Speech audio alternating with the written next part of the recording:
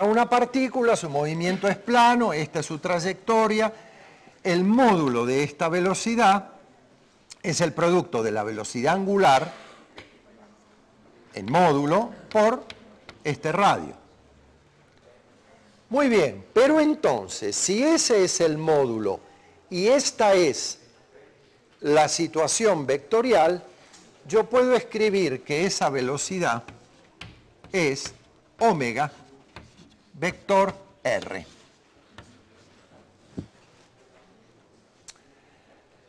¿Recuerdan el producto vectorial? Sí, claro, como no lo van a recordar, el producto vectorial es un vector tal que el módulo es el producto de los módulos por el seno del ángulo que forman los vectores que se multiplican, la dirección es perpendicular al plano que determinan los dos vectores que se multiplican y su sentido, mano derecha. Regla de la mano derecha. Omega cruz R, producto vectorial. ¿Pero quién es este R? Este R es el vector posición. Entonces, miren bien, omega vector R va a ser un vector perpendicular al plano que determinan omega y R, en efecto, la dirección de la velocidad. Y su módulo va a ser el módulo de omega por el módulo de R por el seno del ángulo comprendido. El módulo de B va a ser el módulo de R, perdón, el módulo de omega por el módulo de R por el seno del ángulo comprendido. Y ese ángulo se llama el ángulo teta, este. Pero R por el seno de este ángulo es ρ. Y ahora todo cuadra. Porque el módulo de B es omega ρ, como ya sabíamos. Quiere decir que esta descripción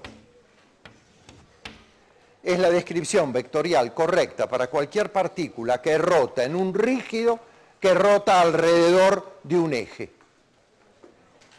La velocidad de cualquier punto es el producto vectorial, el vector velocidad, o velocidad, está bien dicho. El vector velocidad es el producto del vector velocidad angular por el vector posición. Y esta es una buena expresión, porque es una expresión compacta. Todo lo que es compacto y para todas las 6 por 10 a la 23 o del orden de partículas que hay ahí, es bueno.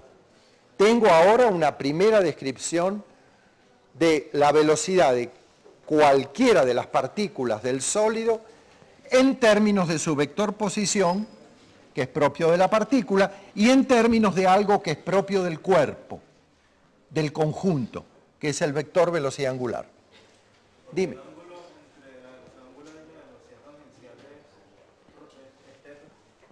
Mira, si tú escribes cualquier vector en el espacio en coordenadas esféricas, una de las coordenadas, ángulo azimutal, es el ángulo que forma la proyección del vector en el plano XY, con la dirección positiva del eje X, phi. El otro es el ángulo que forma el vector con la dirección positiva del eje Z, teta. Así se definen las coordenadas esféricas. Yo estoy ubicando este punto con un sistema de coordenadas que es el sistema de coordenadas esféricas. ¿Por qué no lo hago en cartesianas? Como poder puedo. Lo que pasa que este vector en cartesianas, tú te imaginas lo que es. Omega z ry menos ry omega z en i más omega x rz por rz menos omega x en j más, o sea, el producto vectorial de dos vectores en el espacio, en cartesianas es manejable, pero es de tamaño. Y esto es compacto. Y a mí me interesan leyes compactas y elocuentes. Entonces ahora, ya que tengo esa expresión que es general para la velocidad de un cuerpo en un rígido, la voy a derivar. ¿Por qué? Y la voy a derivar porque eso me va a dar la aceleración. ¿Y qué me va a dar eso?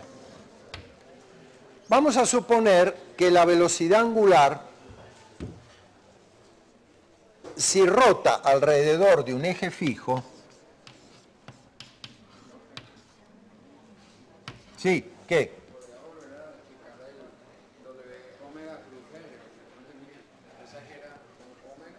¿Cómo se hace un producto vectorial? La dirección creo que está clara.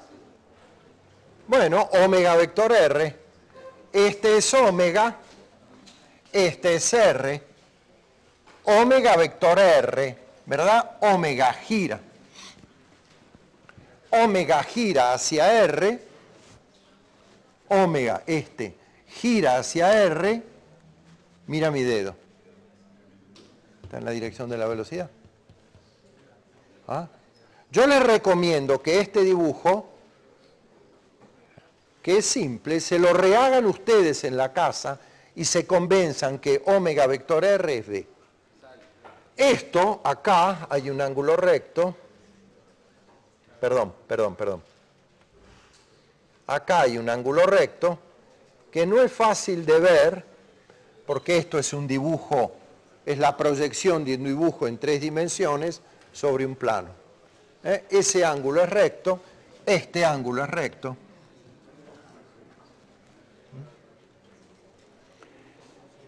¿Estamos? Ok. Ahora que tengo la expresión vectorial de la velocidad para cualquier punto, si la derivo,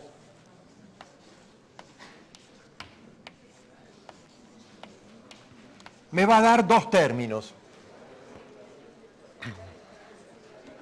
Porque tengo que derivar este producto vectorial. Muy bien, vamos a derivar ese producto vectorial. Es la derivada de omega respecto de t vector R más omega vector, la derivada de R con respecto a t. ¿Y eso qué es? Esta es la aceleración de cualquier punto del rígido. ¿Que va a ser igual a qué? Vamos a ver, vamos a suponer, no tan rápido, vamos a suponer que el sólido rota alrededor de un eje que no rota. O sea, la rotación es alrededor de un eje o fijo o que se traslada, pero que no rote el eje de rotación. Porque si este eje de rotación rota, si este omega rota, cosa que por ejemplo ocurre en un trompo, tengo un giróscopo cuyo movimiento es bastante más complejo. Vamos a simplificar suponiendo que la rotación es alrededor de un eje que no se mueve. Entonces, si el eje de rotación no cambia, la dirección de omega no cambia. Entonces, ¿qué puede cambiar si no cambia la dirección? El módulo, nada más. Entonces, el cambio de la dirección de omega será la aceleración que tiene que estar en la dirección de omega. Porque omega no cambia de dirección, solo cambia de módulo. Entonces, esto es alfa, que está en la dirección de omega, vector R. Quiere decir que si el eje es fijo, alfa, la aceleración angular, también está en la dirección del vector omega. Más omega, vector. ¿Cuánto vale la derivada de R respecto de t? dr a dt es la velocidad. Muy bien. Perfecto. Alfa vector R. ¿Qué término será este? Alfa R.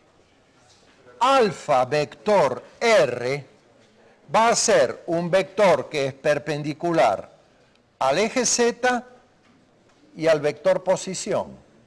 O sea que está en la dirección de V. Y su producto vectorial alfa girando para perseguir a R, mi pulgar se mete en la pizarra y me queda en la dirección de B. O sea que esto es el módulo de alfa por el módulo de R por el ángulo que forman alfa con R, seno de teta. ¿En qué dirección? Y en la dirección de la velocidad, que es la dirección que yo llamé phi. La dirección de la velocidad, ¿se acuerdan? Es la dirección tangencial, es la dirección en la cual crece el ángulo phi. Más. Bueno, un momento, antes de seguir. R seno de phi, seno de teta, ¿qué es? Rho. R por el seno de este ángulo es rho. Quiere decir que esto me quedó alfa rho, donde rho es el radio de giro propiamente dicho de esta partícula, y eso era lo que yo antes llamé, ¿cómo lo llamé a eso? Alfa rho. Antes yo lo llamaba alfa R. ¿Qué era eso? Era la aceleración tangencial.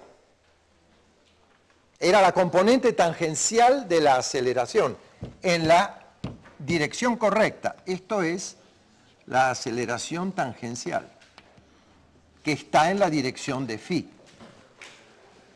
que es la dirección de la velocidad. Tangencial porque está en la dirección de la velocidad. Más omega vector b. Omega vector b es el producto vectorial del vector omega con b, o sea que el módulo va a ser omega por rho, o sea, omega cuadrado rho,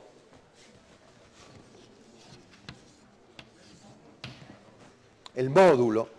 ¿Y en qué dirección va a estar omega vector b? Vamos a ver. Este omega lo puedo trasladar acá arriba. ¿Ah? Es este, lo pongo acá arriba. Omega vector b. Omega vector b.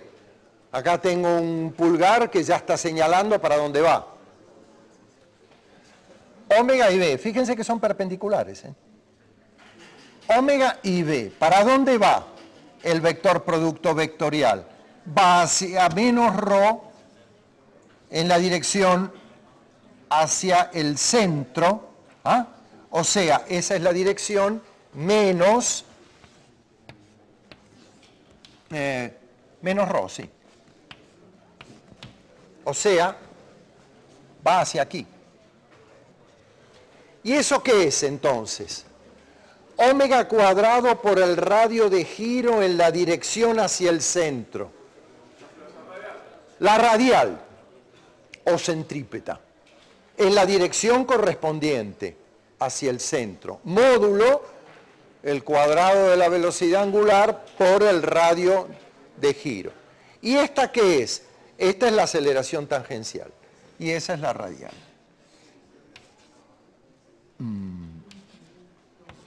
Ok. Como ustedes ven, la descripción de la cinemática de la rotación para un rígido se complica. ¿Por qué se complica? Y porque eso es para todos los puntos. Yo lo había hecho antes, cuando empezamos las clases, era algo muy sencillo, muy escolar, era una partícula que rotaba en un plano. Sí, pero ahora tengo un montón de partículas que rotan en un cuerpo rígido y yo tengo que buscarme un cuerpo matemático de descripción general para todas las partículas con un único origen. Entonces, en términos de la derivada de la velocidad angular de rotación, alfa, en términos de este rho, que es el radio de rotación de cada partícula, yo puedo expresar la aceleración que sigue teniendo dos términos, una aceleración tangencial y una aceleración radial. Ok.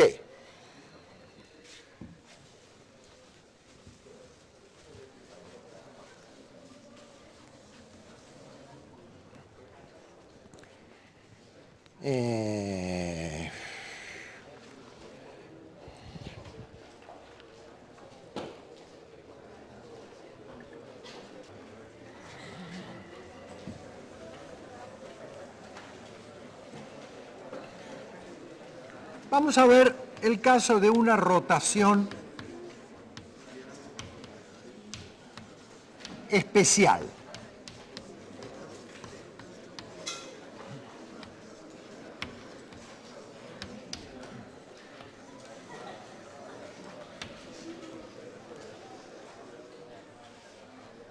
Vamos a ver el caso de una rotación especial, un poco más compleja que esta, porque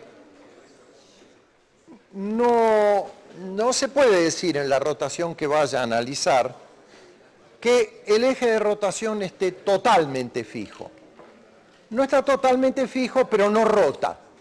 O sea, omega se va a mover, pero no va a rotar. Es el caso de una rueda.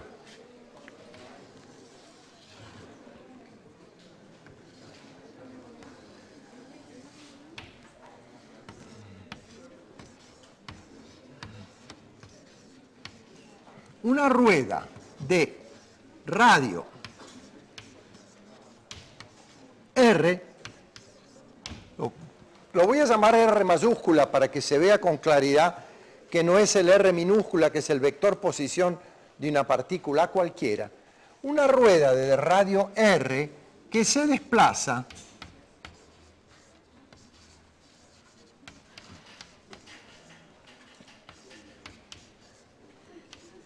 a velocidad, supongamos para empezar, constante v. O sea, una rueda, esta, que rueda y se desplaza con una velocidad constante v. Cualquier tipo de rueda. Una rueda de carro, una rueda de bicicleta, cualquier cosa que ruede sin deslizamiento. O sea, que no deslice el punto de contacto sobre la superficie. O sea, una rotación perfecta, y vamos a suponer una rueda que no tiene neumático, porque las que tienen neumático se deforma un poco, una rotación ideal. Entonces, yo lo primero que me pregunto es cuánto vale la velocidad angular de rotación. Eso va a velocidad v, es una rueda uniforme, el centro de masa está en el centro y se mueve con velocidad uniforme. Muy bien, ¿cuánto vale primero la velocidad angular de rotación? Y después quiero calcular la velocidad del punto P y la velocidad del punto Q. Bien.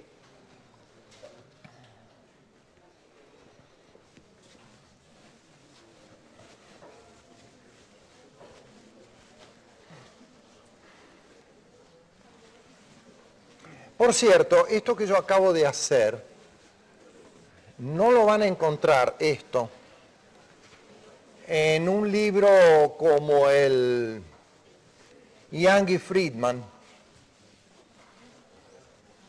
Lo han quitado, pero sí está, si quieren ver un dibujo mejor que los que hago yo, en las versiones del libro de Holiday y Resnick. Tiene este tratamiento vectorial. Ok. Rueda que rota, ¿cuánto vale la velocidad angular? Bueno, yo voy a hacer el siguiente argumento. Esta es la rueda.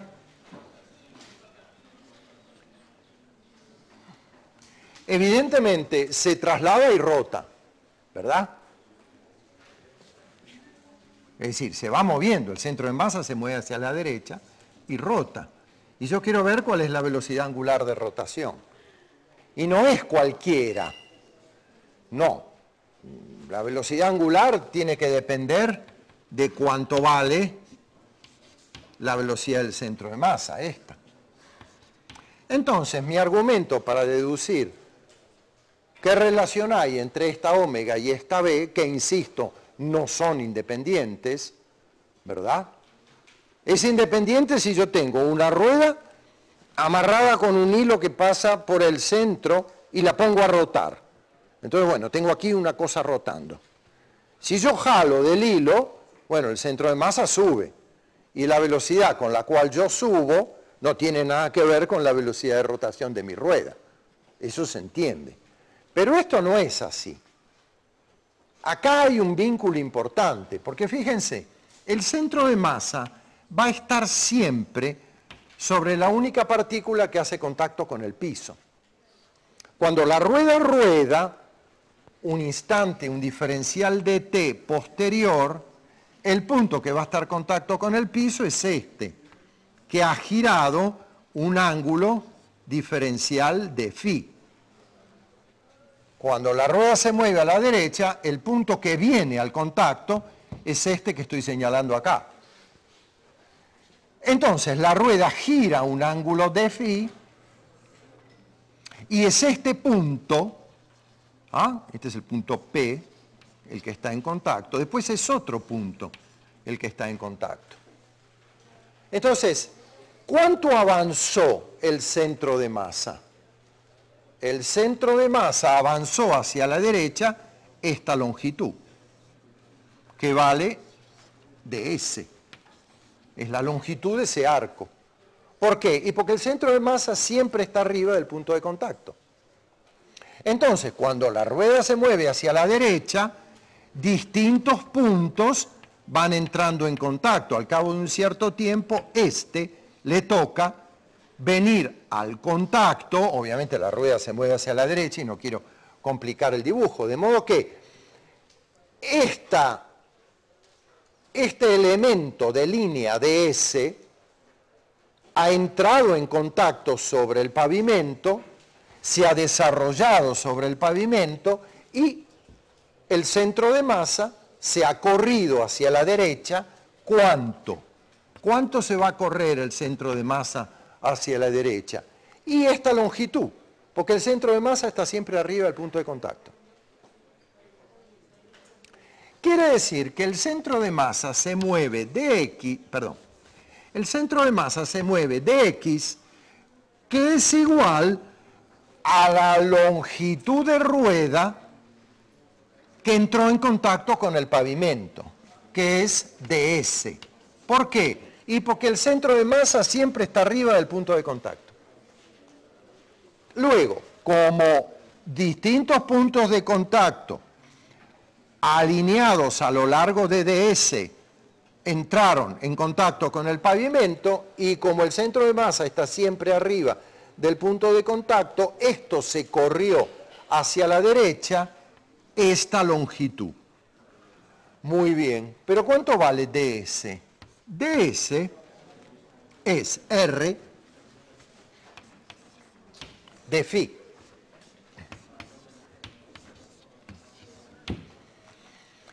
Entonces, ahora ya está, porque lo que me queda es derivar con respecto al tiempo.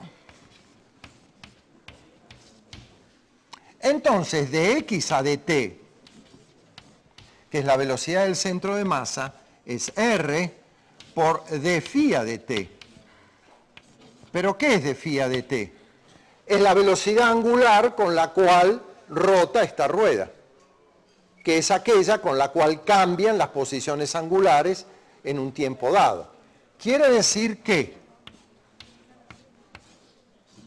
la velocidad del centro de masa es igual a r por omega, donde omega es la velocidad de rotación. Y ese es un resultado importantísimo. Importantísimo, mis queridos amigos. Nos trajo hasta aquí.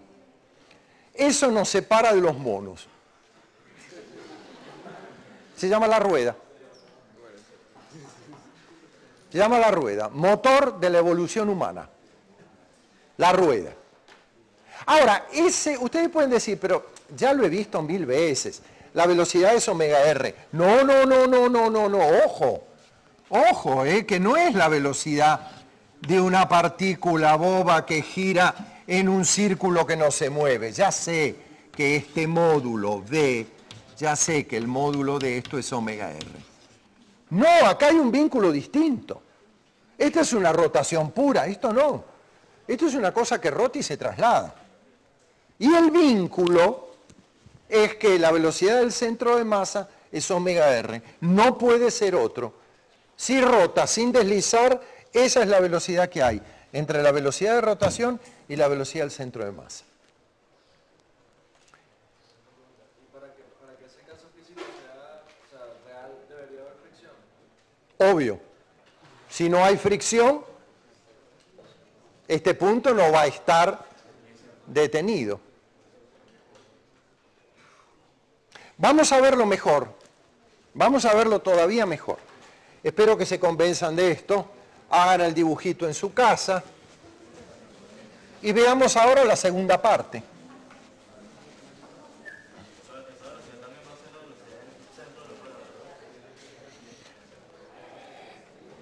En la velocidad del centro de masa, que está, por definición, porque es una cosa simétrica, en el centro de la rueda, es la velocidad del punto centro de masa, es la velocidad del centro de la rueda, sin duda. Ahora vamos a hacer otra cosa.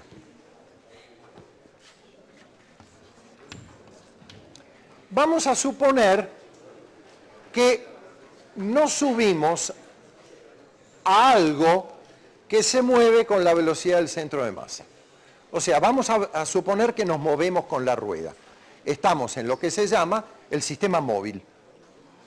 Tengo un carrito que se mueve con la rueda y yo miro el movimiento de la rueda desde el carrito. Desde el carrito, el movimiento de la rueda, desde el carrito, es un movimiento en que la rueda hace así con una velocidad angular omega. ¿Verdad? ¿Sí? Si yo me subo a un carrito y miro las ruedas, veo que esto se mueve así y esto se mueve así. ¿No? Yo no soy consciente de la velocidad del centro de masa, puesto que me estoy moviendo junto con el centro de masa. Tengo una plataforma y estoy mirando el movimiento de la rueda. Bien. Entonces, ¿cuánto vale esta velocidad del, no me acuerdo cómo la llamé, a esta la llamé Q, ¿verdad? A este punto lo llamé Q y a este punto lo llamé P. Si la cosa está rotando con velocidad angular omega, ¿cuánto vale la velocidad sub P? La velocidad sub P vale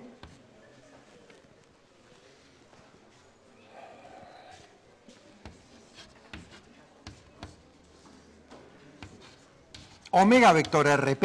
¿Están de acuerdo? Lo acabo de demostrar.